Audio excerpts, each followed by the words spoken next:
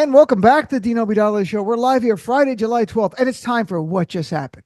We have two great people. Usually we have three, but we don't need three today. We got two. We got Andrea Jones-Rooy back. She's a social scientist specializing in complexity, a stand-up comedian, a circus performer, and she's all about the data, all about the data. Good to see you, Andrea. How are you? Good to see you too, Dean. Thanks for my new intro song. That's fantastic. I got to get you to record that. I'm a jingle master. I know they sound derivative to other people's songs, but don't call that out. And look who's back. Hal Sparks, comedian, musician. You know him from Nerd to Halen. You know him from TV shows like Talk Soup, The Sexy Liberal Tour with Stephanie Miller. And of course, he has his YouTube and Twitch show, Infotainment Wars. Hal, and he's got more. I mean, I just can't keep up. You're a one-man merch shop. Good to see you, brother. How's everything? Thank you. Yes, I appreciate that. I learned everything I could from Gene Simmons and nothing more. I think it's important. Sell. Always be closing, I think, is the goal. And that's my lesson for Democrats right now. Oh, so let's talk about it. So yesterday with this thing called a press conference, which was, it was the most dissected press conference ever. Now, like people getting through it. I feel like the temperature's come down a little bit, but it just could be me. So Andrea, I'll start with you. What this last 2 weeks has been something else since that debate, right through this press conference. It's been nonstop. A lot of people have to change their mattresses because a lot of mattresses have been ruined. And we did have a few more Democrats come out in the House after the speech going, I don't want to be, I can't, I don't know. So I'm not really sure what. So what's your take, my friend? I mean, my take is a pure emotional panic, like a lot of people. And I agree with Dean. I follow your Instagram. I agree with you that I wish we were panicking more about what a nightmare Trump is and all the horrible things he's done and what a threat he is, as opposed to a man who's occasionally says the wrong word. I did not watch the debate performance just because I didn't want to see the two of them argue with each other, but I did watch, the lowlights clips and then the press conference last night. I mean, I'm sympathetic to Biden at this point. I feel bad for him just kind of being old, and it sucks to not be able to do things you used to do. And looking at old clips, he was super sharp, but it's tough to see. It's tough to see my parents get older. It's tough to see myself get older like that for that reason. But the press conference last night, I feel like if I had a debate performance like Biden did, I would bomb every single other public performance because the eyes are so on you that I would just get in my head. And so even without him being older, I feel like any performer, any public figure would crack under this kind of new scrutiny. Like you said, no one's ever watched he said one word halfway wrong and we all are like, oh, the party's ruined, it's all over. And it's hard for me to avoid the hysteria because I am a panicky person. And so I see other people freak out and I freak out. All I care about is beating Trump and defeating 2025 and all that stuff. And I'll leave it to the people who know how to run a campaign to decide whether or not it should be Biden or someone else. And if it's Biden, I will do everything I can to get everyone on the planet to vote for Biden. That's right. The planet is voting for Biden. By the way, breaking news, another Democrat just called for Biden to step down. Apparently Biden used a preposition instead of an adverb in one of his long answers. So that was someone not really into grammar. They don't know winning or losing, but they're like, look, you got to use the adverb when the adverb's the right place, not an adjective. Hal, so we chatted right before we started. Take it away. What's your take, brother? Well, I had committed before the debate, like I do all of Trump's rallies live on my show, and we'll dissect them. I just did his one at Doral, which was a sweaty, gibberish-filled mess. And it would be horrifyingly embarrassing if you weren't in a cult about the guy to be one of his followers. Everything we felt about the debate, where we're like, please do well. Oh, no, it's not going well. OK, he fixed it a little bit. It's not enough. Will it be enough? Like, those are normal feelings when your candidate flubs or does something wrong. The general maggots and who's left over in this, because it is, again, MAGA is like a pot left on the stove to boil. There's just remnants of dry soup at the bottom at this point, trying to pass itself off as stew. And see, every time, whatever crowd size he says, cut it by 10. So I was at his Vegas rally where he said there were 20. I went there. Wow. Yes, I actually physically went, stood in line. It took me all of 40 minutes to get in, even though I showed up 10 minutes beforehand. He said there were 20,000 people there in a park that only holds 3, that was 2/3 full. And there was no one behind the press wall. So he didn't say, turn around, the fake news. You'll notice he has stopped doing that because the people aren't there. They are not showing up. And everybody who is there is white knuckling him the same way we did on the debate. They don't want to be there when he says Nikki Haley, and gets stuck and never recovers. Right. OK, so that's a current reality that MAGA is allowed to just get, hide behind Biden's age and pretend it's not happening. And I tell you what, between now and the election, Biden is going to get better all the time. His flubs will become, obvious, just word swaps and nobody will care. And he'll correct himself because he's an adult with a stutter, not because he actually has dementia and confuses people. Trump's going to get worse. Trump was getting worse leading up to this point. He is still getting worse. He is going to be an even more embarrassing and awful candidate the closer we get to the election. There is no salvaging his problems. Biden's problems are salvageable. So before the debate, I committed to my audience that we were going to do the debate. I was going to watch it because I feel like you should watch it by itself. And then I'll replay it on my channel and we'll go through it piece by piece. And everybody was like, oh, God, right when it was happening, even I was like, oh, this is pretty bad. Yeah. And then when we went back through it, if it's devastating and horrible the way they said it is, the more scrutiny, the worse it should be. But actually rewatching it, it became abundantly clear how Trump was just lying his butt off and all over the place and wouldn't answer the question. And Biden was trying to jam too much information in with his stutter. And obviously he was exhausted and had a cold. His throat was raspy. There was no question about that. And so he was just trying to, whether there was advice from people around him are ignoring that advice, whatever it was, he tried to jam too much into that. And then in rewatching it, Trump crapped himself at least twice. Crapped himself? Audibly during the debate. Wait. And I posted a clip of the biggest, loudest one on my channel. And it's all over my Twitter feed. You can go watch it. People have reposted it a bunch of times. But it fully explains with the mic shut off again. Everybody's mic was shut off except the person talking. So it couldn't be anyone else making that noise except Donald John Trump. And it would have had been so loud to be picked up by his chest microphone and the one on his stand that it explains almost entirely Biden's horrified side look that everybody made a big deal out of, because it was obviously audible to Jake Tapper and to Dana Bash. Both of them didn't know how to handle it. They should have poop checked. You got to poop check. I agree. Yeah, you got to poop check. It's also why he ran off the stage. But they made all this thing about, Joe Biden helping Biden down the steps because he's got a screwed up ankle, as he's walking down those shiny, glassy steps over to say goodnight to Jake Tapper and Dana Bash. And Trump just made a beeline off that stage because Walt Nada had to hose him down. But I posted that clip and somebody else also posted another one that I hadn't heard, probably because I was laughing so hard at something else that he said. And so again, Biden is benefiting from, look at the polling. Biden is benefiting from more scrutiny. Trump is not. Yeah, the polls. I mean, for what it's worth, I find it amusing that my fellow Democrats are like, ignore the polls. Then a good poll comes out. They go, you see the polls? I'm like, you can't do that. It's got to be. First of all, I'm not one of the ignore the polls people. What I am pointing out is that last night, Rachel Maddow goes, I don't know what, he must be seeing some polls that we're not seeing because apparently the polls are terrible, terrible, terrible. And yet today and repeatedly, there's a bunch of polls coming out, like whether it's like within the margin of error, all of it's within the margin of error. Showing Biden up by he's up by 2, right? Yeah. Yep. But the biggest one, and I think the one that actually you can kind of trust, isn't about the voters, the registered voters, whether they're going to vote, all that kind of stuff. It's the enthusiasm gap. Before the debate, before all these attacks on Biden, enthusiasm was at 29%. This is something you could track. And real, Democrats called the same people. Right. How do you feel now? 91%. People worked up. It made Democrats defensive about him. No, and I will share what I said on my show yesterday.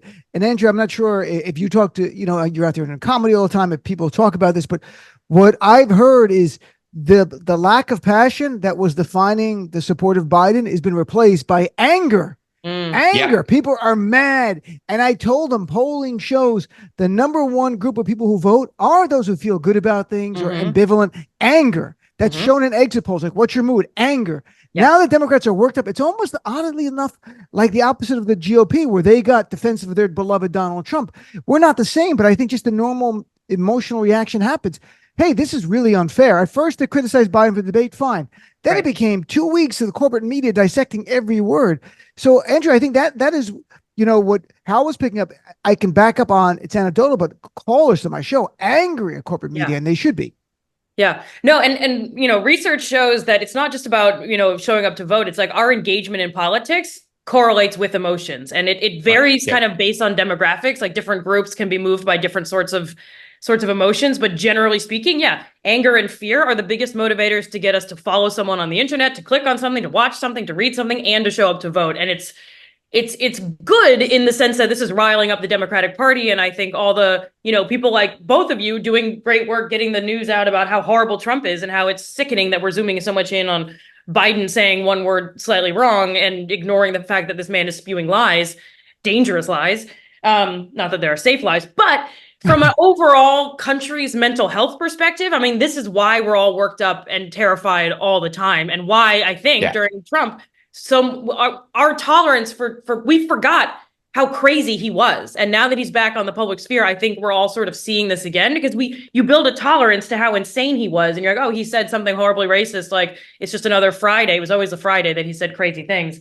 So from a mental health perspective, it's bad for the country that both parties have incentives to make us afraid and make us angry. But it could work to Democrats' favor that at least we're all worked up right now. And it's very, very clear. And people are pushing, as you all are doing and as others are doing, are pushing to say, like, why are we arguing about Biden maybe is not the strongest candidate, but look at the administration. It has all these wins, right? He's obviously able to do the job. It's just this campaigning business that, the next few months we kind of need to get through.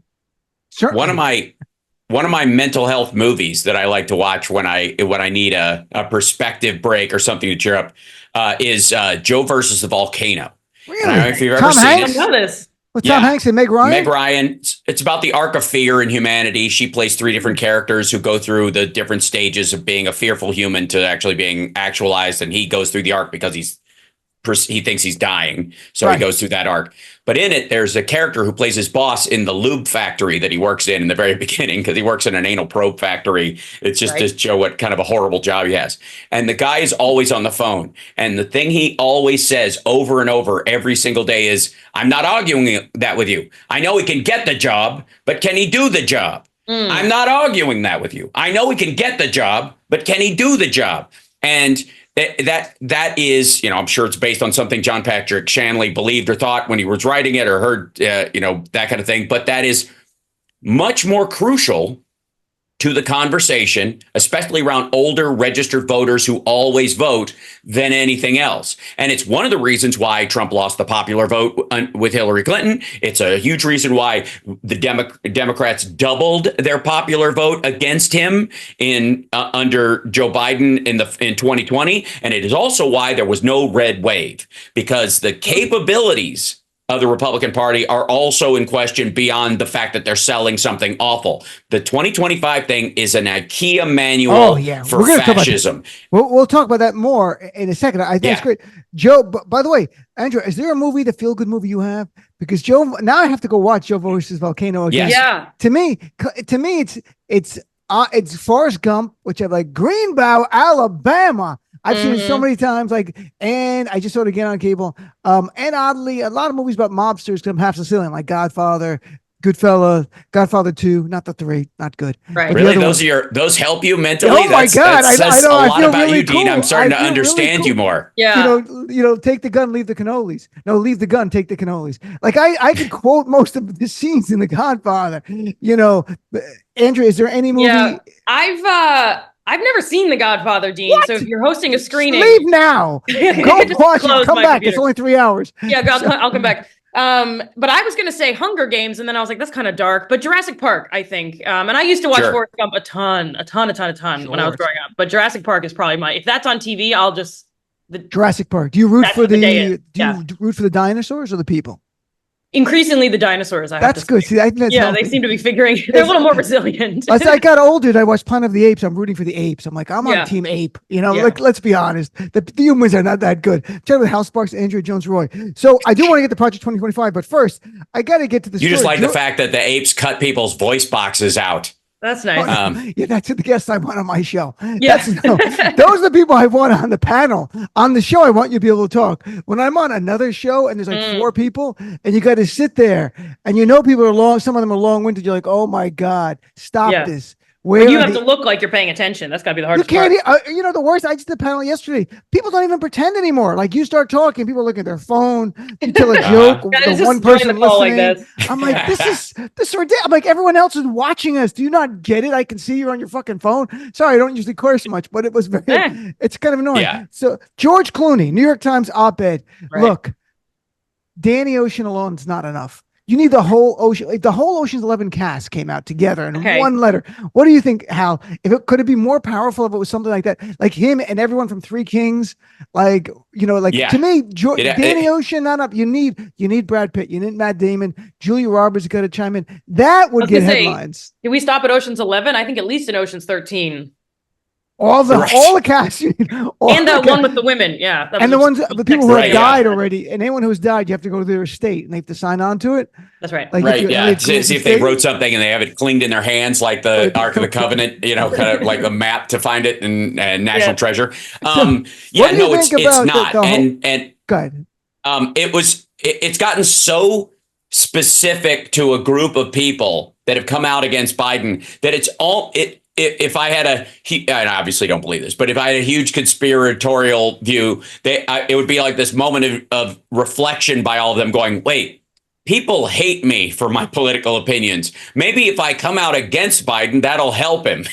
Because everybody who is either getting a huge shrug or a fuck that guy. Right. And no, go ahead. I mean, I think you're right. The odd thing. But then at the same time, like Michael Moore, who was sort of very much about Biden leaving, said last night on CNN, I'll read, that he said, look, I will insist everyone watch me right now, that if Biden's the candidate, every single one of us has to get out there and vote in November and bring 5 people with you to the polls and all that. So the good thing is those people who want Biden to step away, it's not this ideological thing. It's a fear of losing for most, for the ones that are in good faith. The good faith people, actors, it's just a fear of losing, and they're so freaked out by Trump. They're like, okay, but if Biden's a nominee, we're 100% in. We know that. That's not an issue. So that's why the numbers haven't shifted. And it's also why in these 50 Democrats, 50 Republicans polls that we keep seeing in areas where there are 1,500 Democrats and 800 Republicans and an increasing number of Nikki Haley voters who are either going to stand down or not vote, that the problem with this kind of like it's a wash polling story and the idea that he's got to step down. Are you still going to vote for him? Yeah. Well, then shut the hell up. Yeah. Like, you're not going to impact this. If you're still going to vote, you can't even find me somebody who's not, even the big millionaire donors, none of them are going to not vote for him. Not a one. Nobody has changed their mind. And the idea that that we're losing some sort of middle independent even to this, to Trump's crazy rapiness with all the Epstein stuff that's come out, or RFK Jr. going on, what was it, The Rising or whatever it was, and talking about how I wasn't a choir boy when asked about sexually assaulting his babysitter. And literally we have 3 men running. We have we have 3 men running. Only one of them, Joe Biden, isn't on the Epstein flight logs. Just so one of the 3 of them. And, Kennedy's getting 9%. If Biden could chip into that and get 4% of that, it would change the dynamic of this race. 2% in the battleground states. We're really dealing with that. Yeah, but those are all Trump voters. Right. They are. I've heard Rick 90-10 max. What they've seen, the breakdown that he is taking more from Trump then anyone who's a real Democrat is not voting for they understand the stakes. So they got to defeat Donald Trump. And that's the truth of it. So, Andrea, is there any celebrity that if they came out in favor or opposed to a candidate, you'd be like, you know what? I'm just going to rethink my position now because, I didn't know whoever might be the Henry Winkler, the cast of Stranger Things, like whatever. They're like, oh my God, I like all of them. And they all came out together. I got to really reflect on this, Taylor Swift. Yeah. No, I mean, Taylor Swift would probably move the needle the most. It wouldn't do it. I mean, I'm going to vote for Biden regardless of what Taylor Swift says, but she would move the needle. I think, what's his name? I'm blanking on his name. The main guy, not the main guy, the awesome guy from Jurassic Park. If he said something. Jeffrey Goldblum? Yeah. That guy or the British guy? Samuel. Yeah, Jeff Goldblum. If he said, in his own way with his hands and I stuff would like that. So like, you I got to can't vote remember for his name. I'll tell you. If you're gonna right now, yeah, That's very good. That was good. Yeah, very good. That's clopation. That's oh funny. wow. Yeah, very good. I can do the laugh. That's Hal Sparks instantly. This is like an improv class. I'm say the name and he brings watching my comfort movie. It's amazing. This is beyond yes and. This is like yes and look what I can do. I like this very much. Hal Sparks, Andrea Jones-Rooy. So let's talk Project 2025. I find it amusing that Donald Trump is a convicted felon, an adjudicated rapist. He's been charged with felonies for attempting a coup and for violating the Espionage Act. But the only thing he does not want to be associated with is Project 2025. That's how toxic Project 2025. He's like, oh, there's other stuff. It's rigged, whatever. He goes to Project 2025. No, really, I'm not effing with you. This I cannot. And it twice in the last week. He's like, what? So I don't know what do you think, Andrew, they're telling him about Project 2025, or even him and his demented, horrific brain that has no morals. He's like, oh, this I can't do this. No, you make a good point that this is the first thing I think he's ever stood against other than Hillary and Biden. I think it's the only thing. Both sides at Charlottesville. This is the guy at Charlottesville defending white supremacists. Don't kill people. Yeah. And he's like January 6 people. They're the best people. Project 2025. That's bad. Don't push me. That's bad. If he has even one person on his campaign who's like vaguely has a brain cell left, who hasn't either been fired or left after all these years of dealing with him, they have to be telling him, you have to distance yourself from this, because they do still need the moderate Republicans to vote for him. And if you see something like this, you say, oh, this is a blueprint for how the far right conservative, and like, even though I hate the Democrats, I'm either not going to show up to vote at all, or I'm going to like swallow my pride and vote for Biden, specifically because of Project 2025 and the implications. I think, he's also coming out and really making a fuss about this after the Supreme Court basically revealed that they're like, we'll do anything Trump ever wants. So I think we are, in the Obama administration, I remember my friends and I being like, oh my God, if Romney's elected, it's going to be scary and we're going to move to the right. And then even in 2016, like Trump's going to, and everyone calm down. The president only has so much power, even if it's a bad guy. We've seen since Trump that the president has more and more and more power, and the Supreme Court just handed him any remaining power that he wanted. So whatever 2025 was, we now see that Trump could show up on day one, execute all his opponents, and we would be Iran all over again. It would be sure.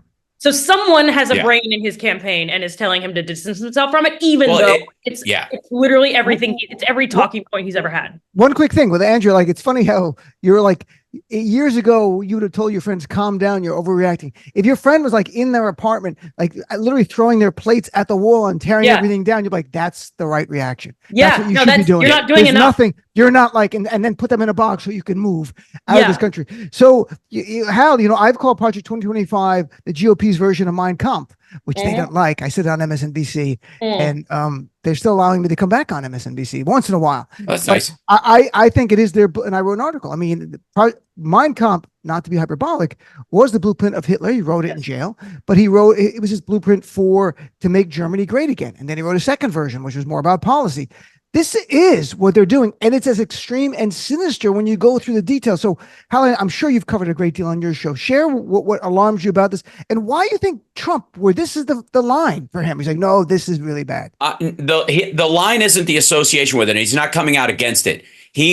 Look to his language about abortion. So whenever you hear him talking about abortion, he talks about, I believe about, you got to go with your heart, but you got to get elected. He says that all the time. Go with your heart, but you got to be elected. Okay, what's that? That is Donald Trump saying to the evangelical base, look, if I say I'm on with what you guys are wanting to do with abortion, I'll never get elected. So just let me lie. And once I get over the finish line, they'll give me a national abortion ban with no exceptions for rape or incest or the life of the mother. And I will sign it. You got to trust me that I'll sign it, because look who I put on the court. But I can't say I'm going to sign it or I'll never get elected. That's what he's got. That's why I keep saying you got to win elections. You got to win elections.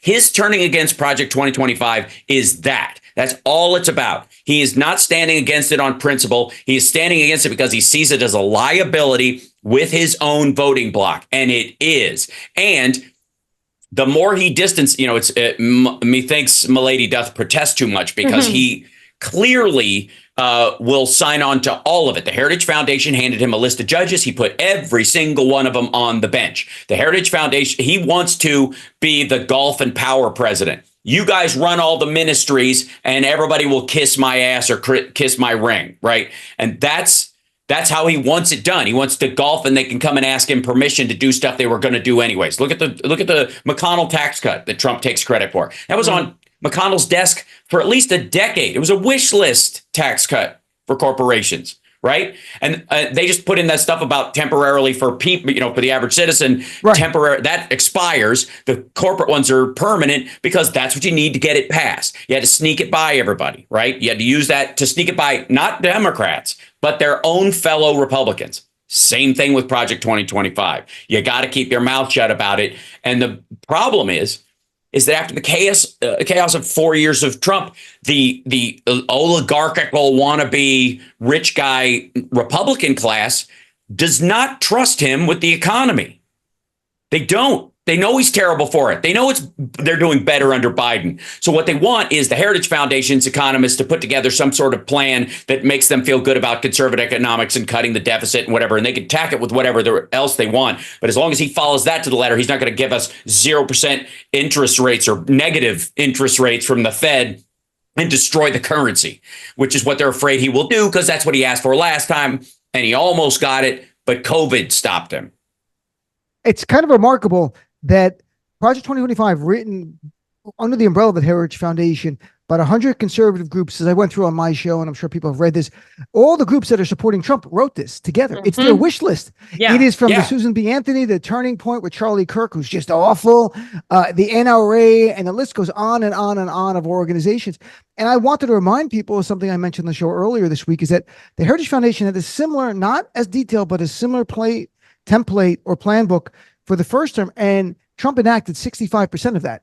So if you just look at Project 2025, if you look at just 2/3 of that being enacted, they want to re-envision America. I mean, Andrea, they're the head of the Heritage Foundation, while warning that there won't be blood if we just bend a knee and submit, said it is a second American revolution. And they're saying it out loud. I mean, the guy just said it last week. It's just Kevin Roberts, head of the Heritage Foundation. They want to re-envision this country, and they believe they have the court to do it. They've got a vessel in Donald Trump who stands for nothing. But if he wins, he'll sign anything they pass, and they get the House and the Senate. They could do it. This is what's kind of remarkable. America could be, because already the Supreme Court, you guys have mentioned it, they rewrote the Constitution. There's no absolute there's no absolute immunity for the president in the Constitution. If the founders wanted it, the framers would have put it there. They didn't put it there. Right. So, Andrea, I mean, we're up against a movement that wants to change America fundamentally, and they have it in writing. I know, and I feel like I've been terrified for the future of this country pretty much as long as I can remember. But the first election I voted in was the Gore-Bush situation, and I was like, well, this seems bad, and then it just got worse. Obama a little, and I've never felt more scared, is my point, because I do feel that this is something that it's clearly thought through. It's clearly people who have power and influence and money and means, and the Supreme Court just handed whoever, Trump, anyone who wants to enact 2025 if they're president, the full power to do that completely. And it honestly feels, we compare the US to Nazi Germany all the time, and I think that's still, we're trending in that direction. But honestly, what you were describing, that tweet that was like, it will be bloodless as long as you submit. Are you Daenerys Targaryen? Like, what world are we living in? Like, bend the knee and then we get to move on. Like, it's cliche to compare this to all the future dystopian, Handmaid's Tale, whatever. But this is the clearest picture. The first time I read Project 2025 was a year or some ago, and someone posted it on Reddit in some forum. And I was like, what's this? Like some other random, like crazy MAGA thing. And I'm reading it. I'm like, oh, these people, it's atrocious ideas, and it's by people who can string a sentence together, which is dangerous.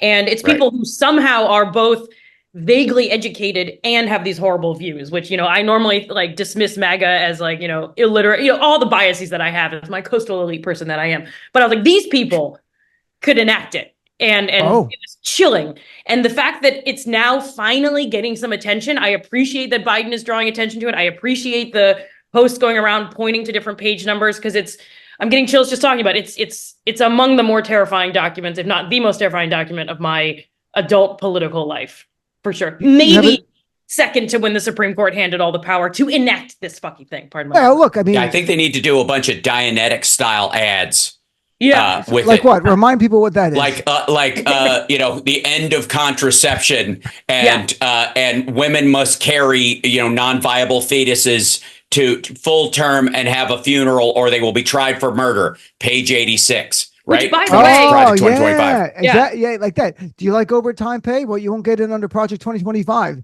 page 227.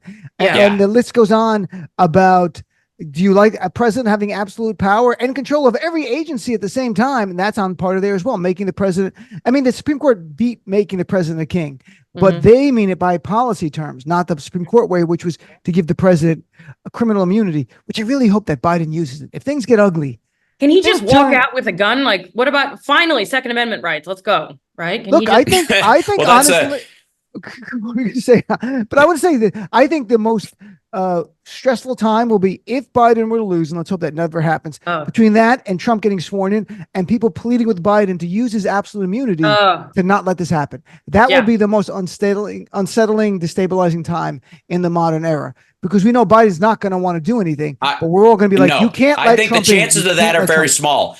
You know what I think there is a very strong chance of? Very strong chance that Donald Trump has a major health emergency between now and the election because he's a frigging mess who's had a bunch of mini strokes and all kinds of other stuff. And he's got, untreated tertiary syphilis or whatever. And he keels over permanently or for 48 hours. And MAGA thinks that Biden is using his new Supreme Court powers to kill him. And like that drives poisoning violence. Style or something. Would you blame him? I mean, like, if he that's what they're going to think. I mean, that's what they're going to think. And my worry is they'll take it out on people. Well, that's a concern, right? And I've had on former prosecutors on my show who I've said point blank, when you look at this decision, if Joe Biden were to get intelligence that says Donald Trump is planning another January 6th, he's the leader of it, and it's a threat to our nation, could he order a drone strike to kill Donald Trump and be immune? And they said, yes, he could. Yeah. And that's very calm legal analysis of what the Supreme Court has written. And it's kind of remarkable. So we got to take a break, my friends. And that went very, very fast. We're going to come back with more of what just happened. Our friends Andrea Jones-Rooy and Hal Sparks right after this. And we're back. What just happened continues, and both Andrea and Hal stayed, which is good because it's really awkward. It's just one-on-one. Andrea Jones-Rooy, our friend, and Hal Sparks are here. So I find this interesting. A Republican candidate for Senate in Ohio, Bernie Moreno, who I think was in Goodfellas too. I'm not sure, but Bernie Moreno, maybe it's Morano. This is like an SNL sketch. They have him on camera. Sherrod Brown, his opponent, the Democratic senator from Ohio. He says he's not willing to answer tough questions. He goes, he should tell the people where they stand. And then Marino's asked about abortion. And he goes, look, we're not here to talk about abortion. Then he says, I swear to God, he goes, look, we're not here to talk about abortion. Then, like an SNL sketch, he goes, you're going to see the Democrats pull out everything they've got to change the subject. Let me just restate this again. You have somebody at 1600 Pennsylvania Avenue that is incapable. It's like, you were asked about abortion. Yeah. You literally said, I can't answer. And you changed the topic as if the reporter wasn't going to know, because you're a local reporter in Ohio. I find this like laughable, but it's them. And because of Trump, for the base, they feel like they can say anything. Just having to be a reporter is there. So, Andrea, do you give him any points for chutzpah? Or what do you, this is just off the charts. I mean, I do think that there's a version of the world where it's like, are the Republicans just fucking with us and like trying to see, how insane, like, this is the strongest evidence I've seen yet that we're living in a simulation. It's like the game designers are like, let's just push it. Let's just make them seem as insane as we possibly can and wait till we all just decide like we want to be unplugged as a society. The other thing, it's amazing. And, there's the projection, every Republican who projects the other people can't stay on topic. They can't stay on topic. Or maybe he's having mini strokes. I don't know now I'm worried about the health of all these people. The other thing I'll say, Dean, is I've been on your show many times. I love your show. And I am delighted and horrified by how often Ohio comes up. My boyfriend's family are all there. And I feel like we're constantly talking about Ohio. And every time I go, I'm just like, what is happening in this state? Maybe the water's bad. I don't know. It changed, though. It was a state that was bluish to blue, then center. And now statewide, it's at least light red, if not red. Although Sherrod Brown, I think, will. It also stopped being a swing state about that time. Here's what happened. Right about the time that politics became a machine, and you could arc out like, why bother leaving Iowa if we're just going to be there again in 4 years? You had literally nationwide operatives moving to Davenport, Iowa, and buying a house because within 3 years, we're going to be back out here doing the same job. So why don't I just stay? And the same thing happened in New Hampshire. There were a bunch of the political machine moved up there. Well, Ohio and Florida were big swing states. So what happened? Well, the Bushes decided we're going to take over Florida and control that chunk. And they were going to drive the whole thing. Jeb will be governor. His older brother will be president after his father was. And then he'll help drive the electoral votes that direction. They basically centered on flipping Florida red and then controlling it via legislature in their own Supreme Court down there to kind of like rule out certain voting blocks. Ohio is the exact same thing. Ohio, if you'll recall, Ohio and Florida used to be the tipping point in all elections for a long time. Yeah. And so the machinery got wise and they started working the refs there. They started controlling the place. And then what happened? It stopped being a swing state. Nobody talks about Ohio as the flipping point anymore. It's Michigan and Wisconsin and other places because they entrenched that because you only have so many resources. They used them all up in Ohio and they lost them in other places. And they started, New Mexico started to drift and Arizona started to drift away from Republicans for that reason, because it only goes so far, no matter how many millions you got, and millions don't buy votes. Even ads help with awareness and maybe motivation for get out the vote, but they're not the thing that convinces you to vote like they were back in the 60s and 70s. They used to go, who's that candidate? I've never heard of him before. Now you've heard of everybody way too much. Right. The question is, how motivated you are to get up off your dumb ass and go vote. Yeah. And early, block your vote. Right. Dems are way better at that. That's why we keep winning the popular vote. The question is, will we get around this whole fucking swing state, modification exercise they're going through?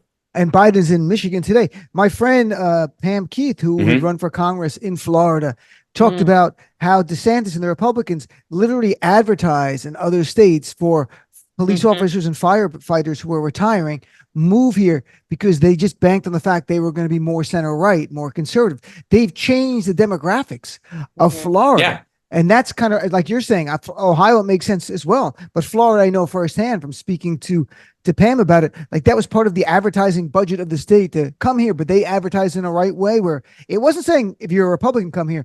They just knew police officers tend to be more right. Firefighters tend to be more right. And they welcomed them down in Florida. And they really did. It worked. That's what the right does. This long-term investment into things. We what? You made a mistake in a debate. You're dead. Next. Yeah. Republicans are like, and not even that. Let's just freak out and eat our own tails about it for months and months and not even doing anything one way or the other. Yeah, I had Rick Wilson on the day after the debate and from Lincoln Project. And I said, what's your advice for Democrats? He goes, hold the line. He goes, people go, why do Republicans win? He goes, we hold the goddamn line. He goes, if Trump did the exact same debate as Biden did, Republicans would have all come out and goes, that's the best debate ever. That's what we needed. That's the debate going. Like, that's the remarkable thing. Like, he did. Yeah. It was awful. What the hell does we had H2O mean? What? Look, Biden misspoke. He meant to say we beat big pharma instead of we beat welfare, right? Or we beat Medicare. Or Medicare, right? But that's a flip of a word, but the policy is right. Yeah. What the hell does we had H2O mean? There is no fix for it. Trump never went back and cleaned it up. Nobody even knows, like Dana Bash and Jake Tapper, if you corner him right now and went, what did he mean when he said that? What was he talking about? If you asked him about Biden and we beat, Medicare, they would have gone, it's clear he flipped words, but he was talking about we beat big pharma, about insulin and other drugs. Sure. They would understand this. Neither one of them, nor anybody in the booth, none of the producers, none of the commentators afterwards could tell me or anybody or you what the ever-loving hell we had H2O means. Well, and that's even part of it too, Hal, where it's like of course you can decipher and pick apart what someone says if it's almost coherent, because then it's obvious you got a word wrong or this didn't make sense. But if you're just spewing complete nonsense that doesn't make, you're kind of just like drinking from a fire hose at that point. It's just, but you can't be like, that word is wrong. Like none of that paragraph. The fun thing is next. And Trump is all about that stuff. I don't know if maybe you guys can hear this. Hold on. Heard that Saudi Arabia and Russia will repeat your. Remember that? I think I blocked it out. Nikki Haley. And Nikki Haley. And we beat Obama twice. Yeah, you didn't beat Obama once. I mean, he said that. We beat Obama twice. No one thought we could. I wrote about this. He confused George Bush with Jeb Bush, but not in name, in person. Yeah. He described George Bush, who was in the Air National Guard and served in the military, and said, "I beat that guy." No, you didn't. You beat Jeb, who never was in the military. This is a whole different thing. But so are you suggesting, Hal, the next 2 weeks the corporate media will dissect everything Trump says? They'll amplify the handful of Republicans that want him to drop out. And no, I think they're overwhelmed by the fire hose or the blob spewing out the windows of his gibberish. And that's, where we should be comfortable with Biden flip-flopping words and having a stammer and understanding that this has nothing to do with his decision-making ability. We should normalize to that, which is how you do it. Again, nobody who has dementia corrects their mistakes or recognizes their mistakes afterwards. If you correct them and go, "You said this when you meant this," they don't go, "I did? I meant this." That's what Biden does. If you have dementia, you go, "You're damn straight the Germans invaded Pearl Harbor," right?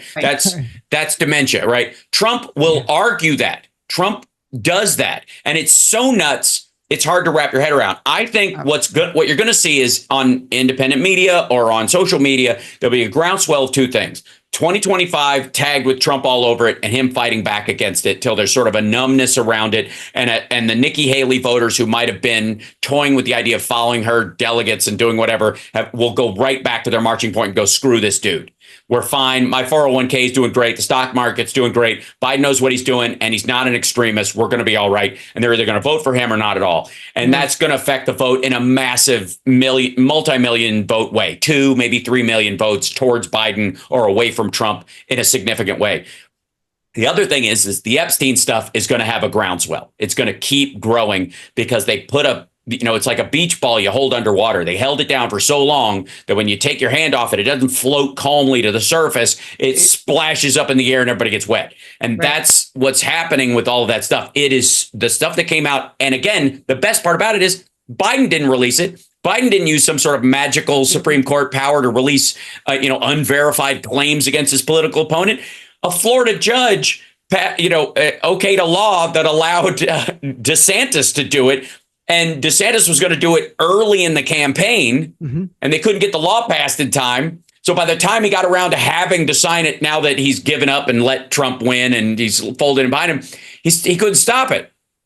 So here it all comes. And it's DeSantis' fault. Right. And Congressman Ted Lieu tried to amplify the day. And I think when there's going to be a little lull in the media, we're going to get to it more. But next week is the Republican National Convention. So that'll be wall to wall. So I want to get a sense of from both of you, how ugly will it get? And what I mean by that is, will it just be, we know they can be cruel, but will they go too far for an average viewer? And I don't know if the average person tunes into this stuff, to be honest. It might be just self-selecting people. But for example, this week, Congressman Chip Roy, a Republican from Texas, called Vice President Harris a DEI hire, which is their big thing, a diversity hire, which is, just, it's the way of calling a person the N-word, or at least saying, if you're not saying that, at the very least demeaning their achievements. Worse, Seb Gorka called her a DI hire. She said, quote, "She's colored, therefore she's got to be good." He was being sarcastic, but actually saying colored on Newsmax. Like, it doesn't matter. That's where we are. The question is, we know Trump's going to read the speech they're going to give him and he'll ad-lib whatever.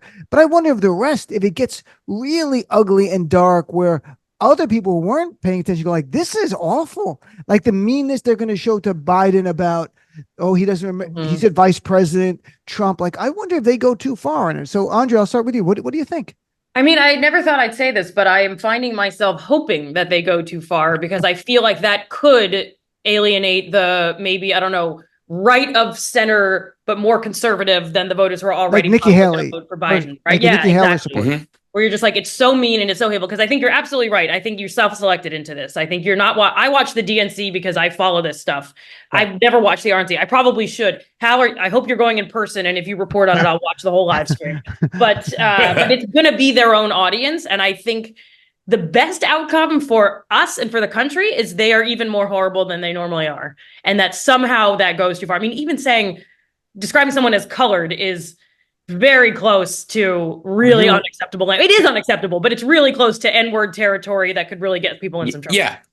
Well, and that, again, think about what position you have to be in to use that kind of language comfortably and to feel like it helps your position. Yeah. So one of the things about Trump's ever shrinking rallies is the fact that the ones where he has the biggest crowds, that are the only ones that are indoors, by the way, are the Charlie Kirk Turning Points USA stuff, which are bigger events for multiple candidates, where multiple candidates throw some of their campaign money in to pay for the damn thing. And it becomes this kind of nationwide MAGA movement, and they get to be on stage with Trump. And he's basically a paid visitor. They pay the campaign or him personally like $250,000 or something to show up, and they all get to buy their way onto the ticket, as it were, at these stupid things.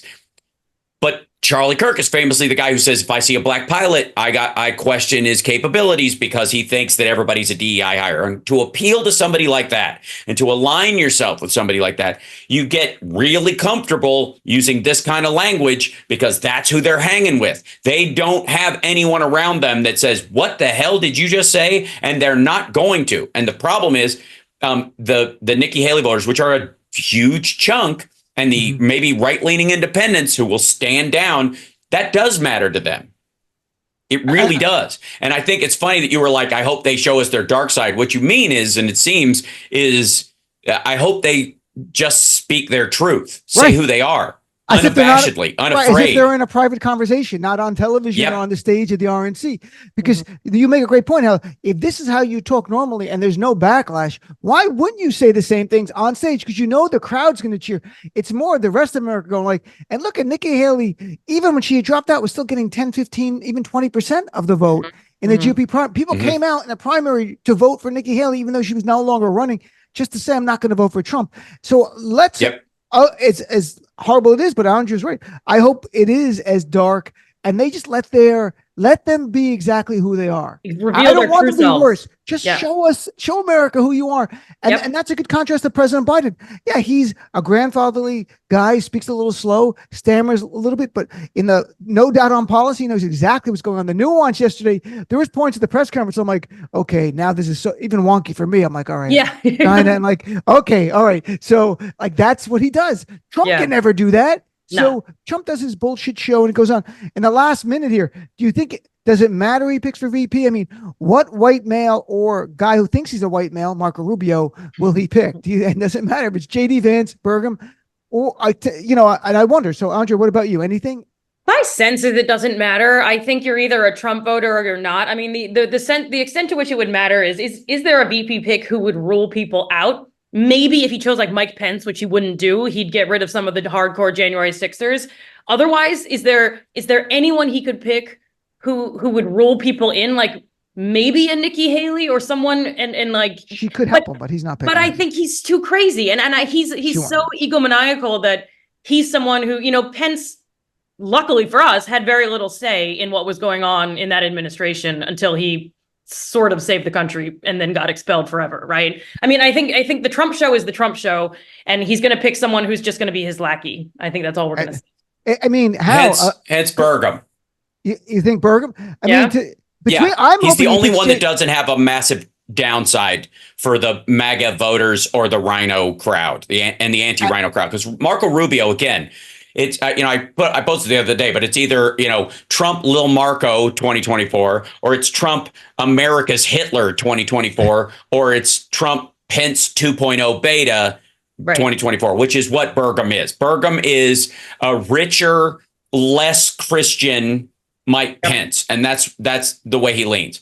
There is no way in hell it's Tim Scott or Nikki Haley. It is not going to be a person of color. It is impossible, because on two fronts. One is the Charlie Kirk effect is way too strong. They're not going to allow him to put somebody in of color just in case, because the deep state will kill him, and we'll have our first black or woman of color president via Republicans, because this is what they planned for America all along, with Bill Gates in the background pulling the strings and Jeff and Plus, they can't Soros, claim that Harris is a DEI hire if they have a person of color. Right. That's it. All right, but I wish we had more time. They'll lose maggots. Yep. But I think you're right. To me, I'm rooting for JD Vance, because he has the most negative things he said even on camera about Donald Trump. And those are great ads. Look what his own vice presidential candidate said about him. Tough one. All right, before we run out of time, Andrea, where can people follow your work? Because you're all about the data.